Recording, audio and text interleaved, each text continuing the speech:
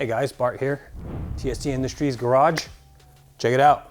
Interesting episode coming at you today. We have a 2020 BMW S1000RR in the shop, and we will be demonstrating to you how to install the Womet-Tech Evos levers. Look at these, look awesome. I've taken the opportunity to change our adjuster to the anodized blue to match some of these accents. It's going to match very closely and look really great. Why would we do this? The OEM levers on those bikes are pretty long and they require the whole hand. The geometry is a little awkward, and I feel like in gloves on a performance bike, these Shorty racing levers do a better job of conforming to what I like the bike to feel like. Now, brake, clutch, those are some very important controls, and it's very important that you have them adjusted to your liking. We give you 6 different levels of adjustability so that you can match the size of your hand and comfort of where you want to reach. So that's really nice. And this is all executed in really high-end materials. We have billet aluminum milled on current technology milling machines, all CNC machined, then anodized black for a nice, durable, long-lasting life cycle of the product. You have a choice of different color adjuster here. Actually, the way they show up to your door, unless you configure them differently, is like this: black fulcrum, black lever body, and a red adjuster. This has been pretty much our standard over the years, but we made a video on how to change this adjuster, and we sell these separate adjusters in a number of different colors. Here you see blue. This is not a standard color. I've actually changed them over to blue. Like I said, you have all these other colors that you can choose, and they're not very expensive, and they make for a nice accent.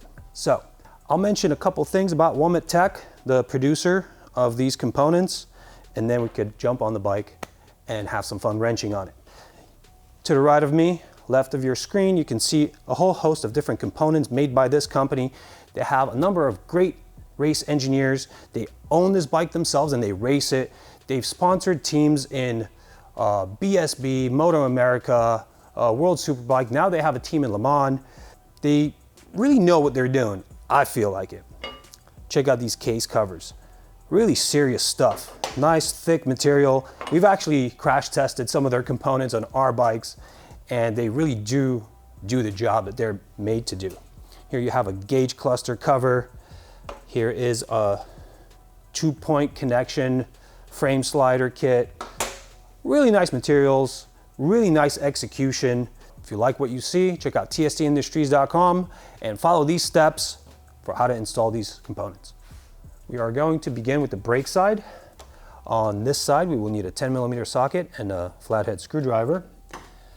Here is the pivot bolt that accepts the slotted screwdriver up top, and on axis with it at the bottom, there's a 10mm nut. We'll crack that loose and take it off the pivot bolt. And then from the top, we'll use the flathead screwdriver to back out the pivot bolt. You get to a point in backing out this pivot bolt where you're turning it counterclockwise and it's no longer withdrawing, and that means that you've cleared the thread.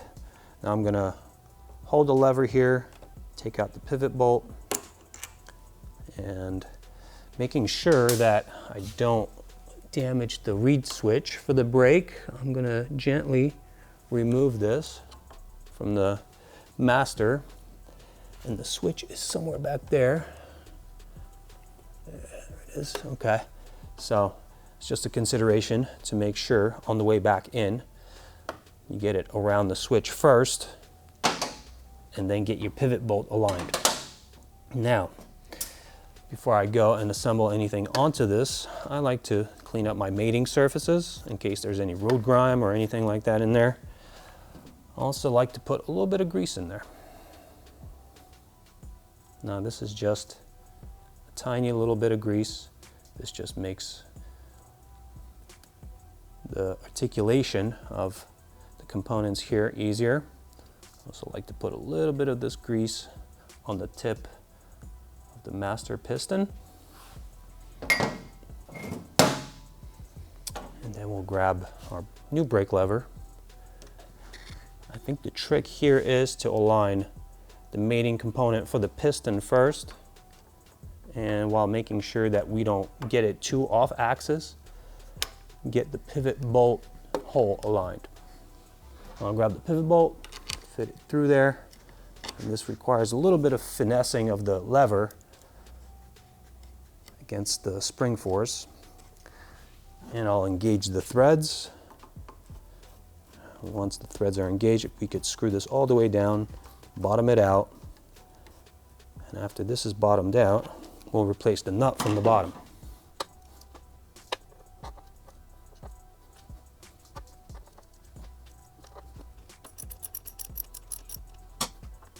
For final tightening, I'm going to hold it up top, make sure it doesn't back out on me, and then tighten down that nut.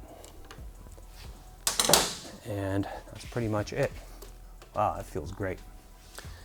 Now the actual adjustment here has 6 steps, like I mentioned. You can see each step towards the inboard side of the bike adjusts the lever out more. So if you have really long fingers, this will be the setting for you. If you have shorter fingers, shortest setting will probably be good. Somewhere in between is the level that you will like, and you will have to arrive at that by trial and error. Just start out somewhere where it feels comfortable, ride around, make sure you're safe, and get it fine-tuned. All right, let's jump on over to the clutch side. All right, on the clutch side here, this is a little bit more involved than the brake side. You will need an 8mm socket,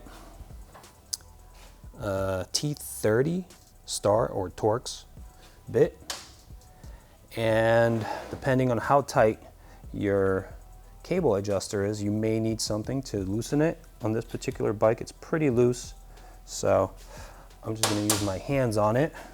I'm going to turn this in as much as possible to loosen my cable.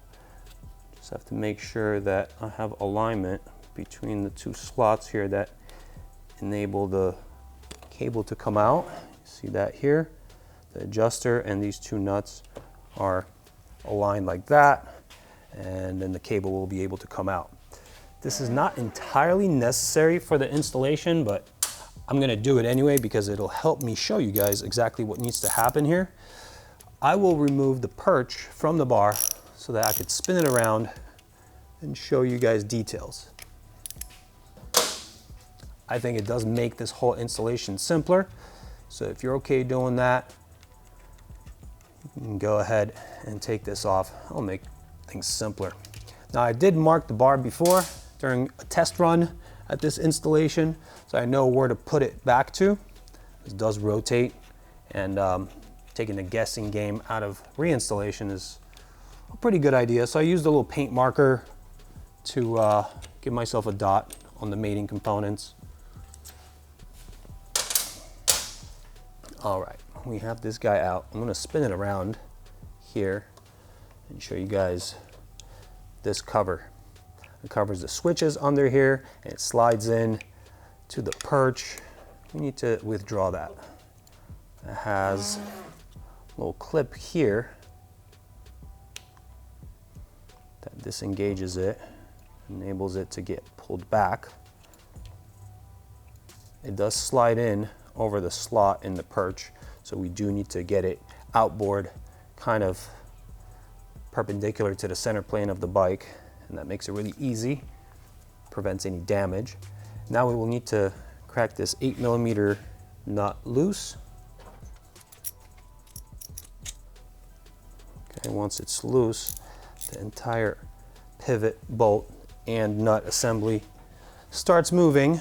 So what I'll do is switch my tools here and use the T30 from the outside, from the top side, and that 8mm from the bottom.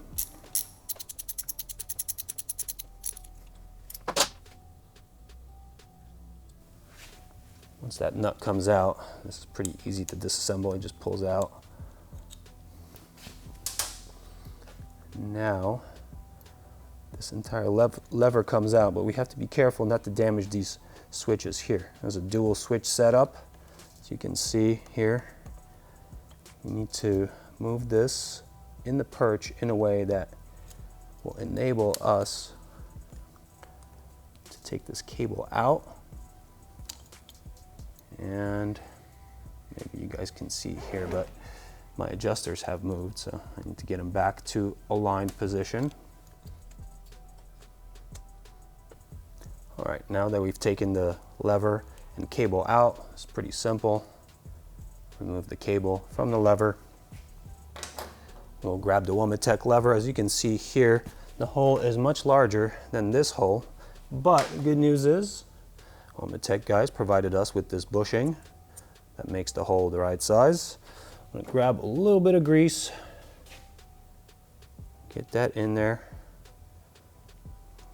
I also like to wet my mating surfaces of the actual lever fulcrum, like I did on the brake side. I'm gonna get my pivot bolt coated a little bit, distribute all that grease in the bushing and the pivot surface. And now we will go in the reverse order of this assembly here. Cable first, then into the perch.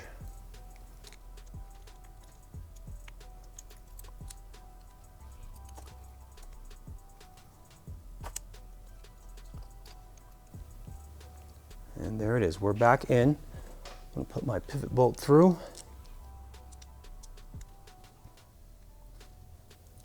Start the thread of the nut onto the pivot bolt. Now that'll keep itself in place so we can perform the other parts here. Get this guy to slide in. So first this long component has to go in, and making sure that we're around the entire switch body. Softly push it in until it locks. That's good to go. I'm gonna get this back on the bar. There is an arrow pointing to up. That goes up towards the sky.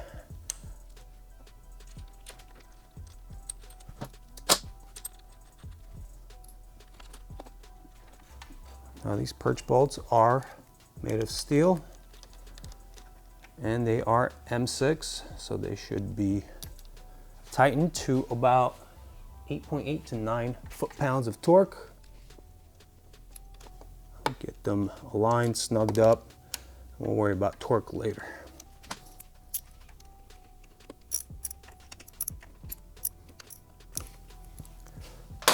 All right, that's pretty good there. All right, let's tighten down the pivot bolt.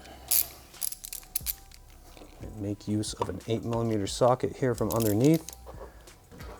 And then of course that T30 from the top.